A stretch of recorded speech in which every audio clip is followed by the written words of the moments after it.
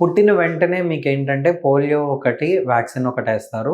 Hepatitis B అన్నది ఒక vaccine ఏస్తారు. తర్వాత ట్యూబర్క్లోసిస్‌ని అంటే టీబీ అన్న దాని కోసం ఒక వ్యాక్సిన్ ఉన్నది వేస్తారు. తర్వాత 6 వారాలకి, 10 వారాలకి, 14 వారాలకి మీకు ఒక 2 వ్యాక్సిన్స్ అన్నవి వేసి రోటా వైరస్ అన్నవి డ్రాప్స్ అన్నవి ఇస్తారు. ఆ 2 వైరస్‌ల్లో ఏంటంటే స్ట్రెప్టోకోకల్ అనే ఇన్ఫెక్షను, హీమోఫిలస్ ఇన్‌ఫ్లుయెన్జా అని, ఈ hepatitis B booster dose, polio అన్నది ఇంజెక్టెడ్ ఫామ్‌లో, ఇంకోటి డీపీటీ అని డిప్తీరియా, పర్టుసిస్, టెటనస్ అని చెప్పేసి ఇట్లా ఒక 7, 8 డిసీజెస్‌కి వ్యాక్సిన్ అన్నది వేస్తారు.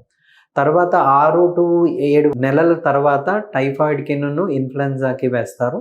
తర్వాత ఎంఎంఆర్ అని మీజిల్స్, మమ్స్, రుబెల్లా అని చెప్పేసి ఒకటో సంవత్సరం ముందు కొంచెం వేస్తారు. తర్వాత ఏంటంటే ఒకటో సంవత్సరం దాటిన తర్వాత బూస్టర్ డోసెస్ వీటికి మొదటి సంవత్సరంలో వేసిన అన్నిటికి బూస్టర్ డోసెస్ అన్నీ వేస్తారు. ఇవి వేయడం వల్ల ఏంటంటే బేబీ యొక్క ఇమ్యూనిటీ అన్నది ఈ డిసీజెస్‌కి మాత్రం డెఫినెట్‌గా డెవలప్ అవుతది.